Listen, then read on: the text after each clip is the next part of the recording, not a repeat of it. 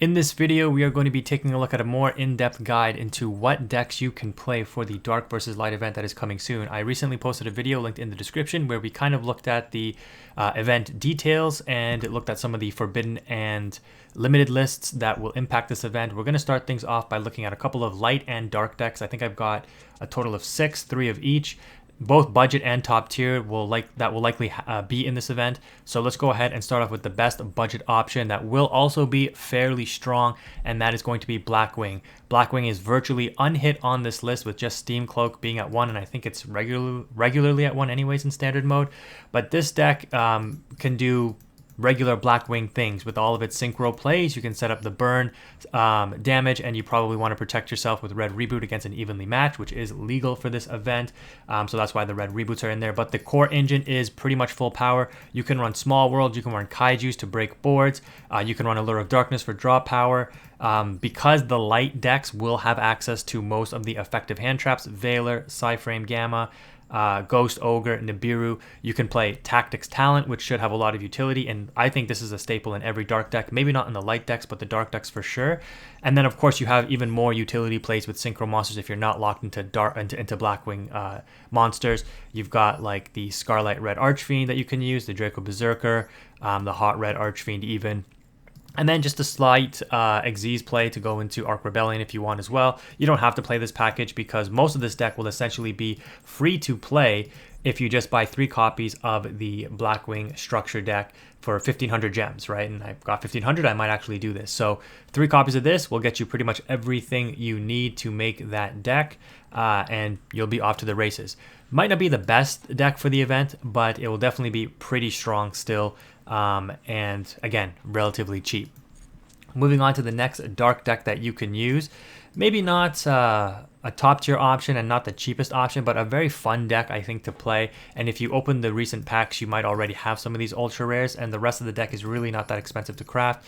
You might just spend a couple thousand gems on the Evil Eye pack to get the Link monsters from the Cost of Dark Powers pack. But Evil Eye is another deck, so you can run the Kato, I'm not going to pronounce the full names, the Bass, the Basil, Surzeal, and I don't know if you really want to play Medusa, but you could if you want. Raigeki, Duster, Monster Reborn, Foolish Burial Goods because you can dump these Speller Traps pretty good. Only 1 Extravagance because it is limited to 1 since you don't really use that much of your extra deck. Again, any dark deck should be playing Talents, Pot of Prosperity, triple Evil Eyes Unleashed. This is the power spell, aka custom card for the deck. 2 Evil Eye of Selene, 2 Giorgio. I call it Giorgio. I know it's not what it's called, but it's just funny. It looks like Giorgio to me. 3 of the Field Spell, Evil Eye Domain. Only 2 evenly matched. That's interesting. I definitely should have been playing 3. But you can play Evil Eye Defeat, the Evil Eye Counterspell, Retribution, double Red Reboot because this deck does have a hard time against evenly matched if you go first, and triple Imperms. Imperms are basically your only hand trap with Dark. Oh, one other quick tech thing I should mention to you is because you're most likely going to be going up against light decks if you are playing Dark, there's this OP card called Ally of Justice Cycle Reader. It's only OP for this event. This is secret tech, but this card is quick effect. Discard this card to the graveyard, target up to 2 light monsters in your opponent's graveyard, and banish them. So it's quick graveyard disruption. Possibly better than DD Crow if you want graveyard disruption, but DD Crow can target spells and stuff, obviously. But this card, it would be really, really good to disrupt certain decks, and we're going to cover that in just a second. So if you're watching this video, drop a like for this tech option. It's definitely worth it. To discover a card like this for this event is crazy. So aside from that, I guess the most popular deck that most people might run at a higher level is Danger Tearlaments. Now, you can build this in a cheaper way without using the Bigfoot if you wanted to, but if you did want access to like the rank 8 Xyz play, and the only rank 8 that you would play is like Zombie Vampire, I think. So you'd need like the 2 Danger level 8 monsters to go into this, and then this can mill 8. But yeah, if you didn't want to play the 3 ultra rare Bigfoots and some Thunderbirds, you don't have to play them. The fusions that are legal for Tearlaments is going to be Kalos and Kaleidoheart, so no Rukalos here, but you can still summon the Kaleidoheart with the Dark Hex sealed fusion to substitute for the Rhinoheart name, and then you just need 2 Aqua monsters. So it's still kind of hard to summon, but again, Aqua monsters, the Danger Nessie is in there, all the Tearlament names obviously, but this deck is still kind of hard to pilot, I think. The nice thing about it though, again, you have dangers, you can flood the field, and you can also do pretty powerful link plays to go into access code since you just flood the field with monsters, you know, make an indestructible access code, and you can play Vert in order to run a small DPE package as well. The light decks, I don't think have access to graveyard removal except for Call by the Grave, really. I could be wrong, but DPE would be an insanely powerful card to run in this event because, yeah, there's just, you know, no Bestials and stuff like that. And if you're going up against light decks, it'll be hard for them to play around this and out it, and this is just free advantage every turn, right? So if you can get the setup going, it can be very strong as well. You can run Mass Change for Dark Law, and this is insanely powerful against certain light decks as well, so keep that in mind. You don't have access to Stullock, so you know Meta Noise and Crime are your only traps, but you can still play the 3 Imperm, the 3 Scream, the Field Spell, Pot of Prosperity to dig for the Tearlament names that you might need. And then, yeah, you can run DD Crow or the Cycle card that I showed you earlier to banish light cards.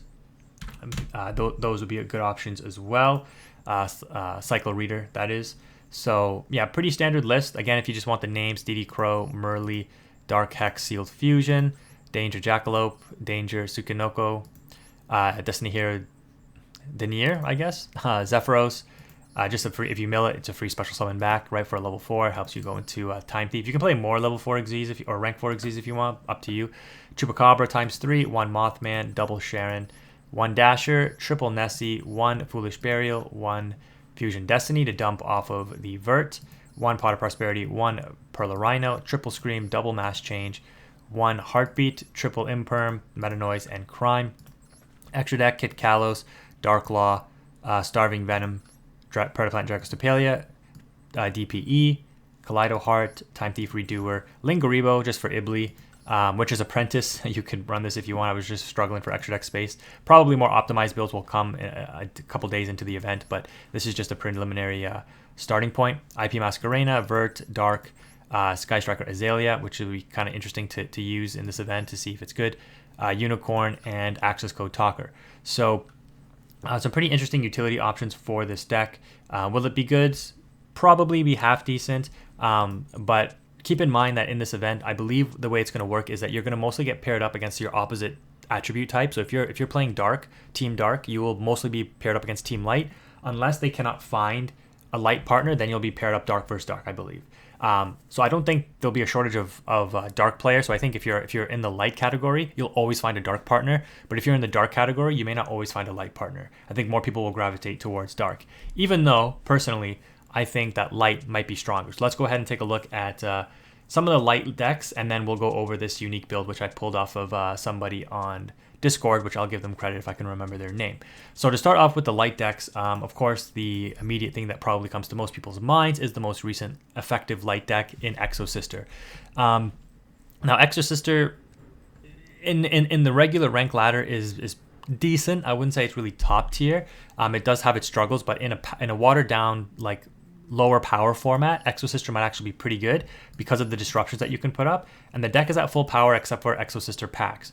Now this is a big hit because this is a consistency hit, right? And Exosister already has a problem with bricking. So in order to combat that, basically what you're going to do is kind of run a mix of Exosister with like control aspects, because the Light decks have access to all of the powerful hand traps. 3 Effect Veilers, double Psyframe Gamma, and of course the 1 of Driver, triple Ghost Ogre, Nibiru's as well, and Infinite Impermanence ×3, right? And you have access to board breakers and evenly matched. So with that being said, you know, your regular Sky Striker engine, the 3 Ellis, the 3 Stella, the 1 Irene, the triple Sophia, you can run this at 2, I believe, as well. And then of course, triple Martha, Pot of Prosperity to dig for cards. You can even run, I don't know if you want to run Desires or Extravagance. I guess you could if you really wanted to. I'm opting to throw in Ultimate Slayer, but again, I'm not going to really be running Exosister, so this may or may not be a good tech option. The reason that Ultimate Slayer would be pretty good is because you also have access to Entis if you choose Light. And so if you Ultimate Slayer away a fusion, like say you're going up against Tearlament and you dump the Entis, that's just another pop for you, right? And of course you can run an effective Psyframe Lord Omega as well for your Synchro Dump, which also has a graveyard effect. And then Xyz is, you know, no problem. You play a lot of them, and you can maybe run some more Link monsters if you want for Ultimate Slayer. But we just put the 1 of Magistus in there as well. No graveyard effect for this. Double Call by the Grave, just because again you might run into DD Crows or the Cycle Well, actually, if you run into DD Crows in the cycle card, you actually do want to banish from your graveyard because that will trigger your Exosisters. But the reason you run this, again, you can make a case not to run it because, again, Dark doesn't really have access to that many powerful hand traps, but it's still disruption, and it triggers your Exosister cards if you banish a card from their graveyard, right? So you can opt to run these 4 cards or not, totally up to you. You, of course, need the 1 of Pax, and then I've already went over the traps, and then just 2 Vadis and 2 Returnia. So the extra deck, pretty straightforward. Triple Macaulus, double Capstil, double Gabrine, double Asophiel, and double Magnifica. And then, of course, the other really powerful thing about Light is you have access to Zeus. So, Exosister also just, hand trap turbo, Zeus turbo, like however you want to put it. Exosister can OTK. It can be very, very effective, right? Control decks in general, even if you go second, you hand trap your opponent, shut down their board, put them on a very weak board. You Exosister banish whatever they put up, and then you just OTK them with Magnifica, or you wipe their board with Zeus anyways, right? So if you're not locked into the Exosisters, like with Martha or something. So Exosister can be a very effective light deck for that reason. What people are thinking to be the most powerful deck for the format in the light category is Drytron, and this is why the dark decks would be running the Cycle Reader and the DD Crow, because Drytron is essentially full power. So I got some help from the Discord to put together this list because I'm not a Drytron player myself, but triple Veiler, triple Thuban, I'm not going to try to pronounce his name, Etienne, I don't know how to say it, Aldhabia, jeez, and then Altias, I guess, and then again just hand traps, more hand traps, double Nibiru, Natasha for going second, Ben 10. You can run the Herald of Perfection, of course Medionis Dracondis, 1 Foolish Burial, triple Cyber Emergency, triple Drytron Nova, 1 Pot of Prosperity, double Drytron Fafnir. Again, you can run 3 if you want, but yeah, you probably should be running 3 of this, right? But the reason you want double of the Medionis cards is because you might actually get stopped, like DD Crowed. So because that's like the only hand trap you have to worry about from the dark decks. So playing 1 of these is maybe a risk.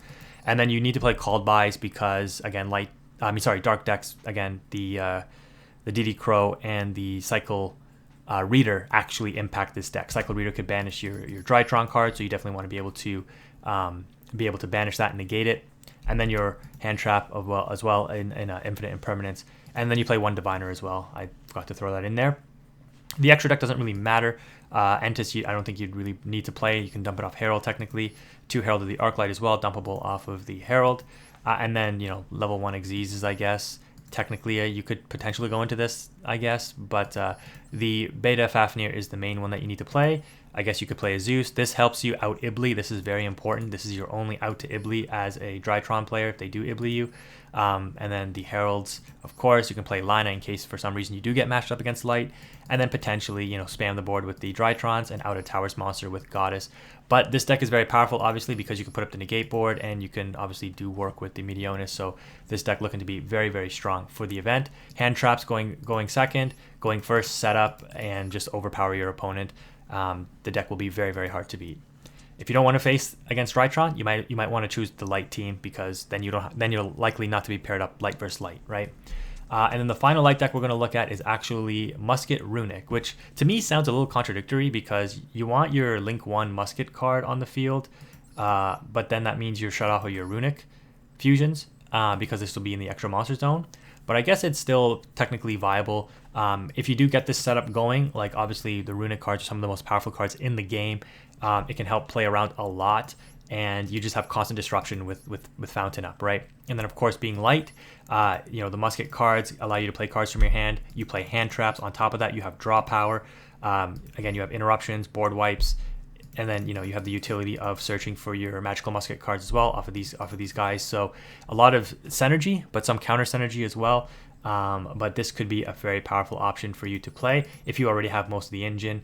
This might be a deck that I might try since I already have all the Runick stuff. I might not. Yeah, it doesn't. You might want to craft the Musketeer Max or not for the event because unless you have this deck already, obviously you'll need to put this together. But the rest of it isn't too bad. You don't really need to play the Entis or the Psyframe Lord, but again, Psyframe Lord can be summoned off of the Gamma if you Gamma during your turn, let's say, and put this on board. So this is another viable deck if you want to know the deck list. So 1 Driver, I only put double Veiler in here, which is odd. You can definitely run 3 if you can find the room. Double Gamma though, triple Casper, 1 Doc, and 1 Kid Braver, or Kid Brave, sorry. Triple Starfire, double Nibiru, double Fountain, 1 Allure, double Magical Musket Cross Domination, double Runick Tip, triple Flashing Fire, double Destruction, double Freezing Curses, double Slumber, 1 Smiting Storm, 1 Golden Droplet. You can probably cut this for another Smiting Storm or something else if you really wanted to. 1 Dispelling, and then double Desperado, double Dancing Needle, and double Last Stand. Extra deck. You can play 2 or 3 Runick Wings. You probably only need 2. 1 or 2 Moonin. Again, you don't really need to play Entis, but you could if you wanted. Again, you can fit like Ultimate Slayer in here or something if you really wanted to. Psyframe Lord Omega. So you can like really cut this down in terms of the ultra rare investment, like just to the magical muskets if you really wanted to, and just fill this out with something else. And then you can put like pot cards in here, like Pot of Prosperity or something as well. Number 49, Fortune Tune and Zeus. I guess there is a world where you can maybe go into this since your magical muskets are level 3s. This one's a level 4, but these ones are level 3s. So there is an option. And then for the, I don't know, Sky Cavalry, let's say you Gamma during your turn to negate something on the opponent's board, and then you Runick summon out a Huggin, you overlay for Sky Centura, and then, or Sky Cavalry, and then you just crash it, and then board wipe the opponent with Zeus. I don't know. It's an option. And then Link Disciple to again play around Ibli, but then if you have to do that, of course, you're locked out of your extra monster zone until you crash this card anyway, so you might as well just crash the Ibli if you can. So pretty tough to play around Ibli with this deck, but then double Magical Musketeer max as well. So those are the lists that might be very effective. You got budget options. I don't know of a light budget option that would be effective. I think all the budget options are most likely dark. Of course, you can also play Dark Magician, but given that you have some very powerful options, if you play Dark Magician against like Runick or Drytron, you're going to have a really tough time, right? So keep that in mind if you want to go that route. But Dark Magician is also technically free to play, but I think Blackwing would be the stronger deck for this event. And then if you're really like, I guess, willing to drop the cash, or you already have these cards, somebody on the Discord, I think his name was Teardrop's wife, so shout outs to you, or Teardrop's fiance or something, but he put this list together, so I just copied it there from him. I had a like a Raidraptor, another kind of Raidraptor deck put together, but I think the Time Thief synergizes better with it, so props to him for posting his list. But yeah, this is using the Cycle Reader and the DD Crow, 1 Pain, 1 Mimicry, double Tribute, okay, 1 Stinging, 1 Mothman, 1 Time Thief Winder, double Bezel Ship, triple Regulator, and then just a small rocket package with a Rocket Tracer, 2 Rocket Tracers and 1 Rocket Recharger, and then 2 Raider's Wing and 3 Raidraptor Strangle, and 1 Time Thief Adjuster. Triple Kaiju, Raiden, that is the dark one, of course, triple Small World, 1 Boot Sector Launch, which... yeah, we've got the Striker Dragon in the extra deck. 1, the Phantom Knights Rank Up. Triple Quick Launch. 1, the Phantom Knights Rank Up Magic Force. 1 Phantom Knights Brigadine, I guess, and 1 Fog Blade as well. Extra deck, so this is where the money comes in for spending on the deck, but it can put up a very powerful board, right? And you can go for Kali Yuga locks with this deck as well. So Barlord Savage, Dark Rebellion Xyz Dragon, double Strix, okay, 1 Time Thief Redoer, 1 Raider's Knight, 1 Blaze Falcon, 1 Dark Requiem XYZ Dragon, 1 Arc Rebellion Xyz Dragon, 1 Raidraptor Arsenal Falcon, 1 Kali Yuga, 1 Raidraptor Ultimate Falcon. I've always wanted to summon this card, but have never been able to. Now that Empin is at 1, could be nice with 3 Empins and potentially go into this. Anyways, 1 Striker Dragon, 1 Y-Strix, and 1 Rusty. So that is what I've cooked up for this event. Let me know what you are playing in the comment section below. If this video was helpful, drop a like on it and subscribe if you want to see how we're going to play through the event. I got more videos coming from Master Duel. Thank you for watching. Again, Quantum is out.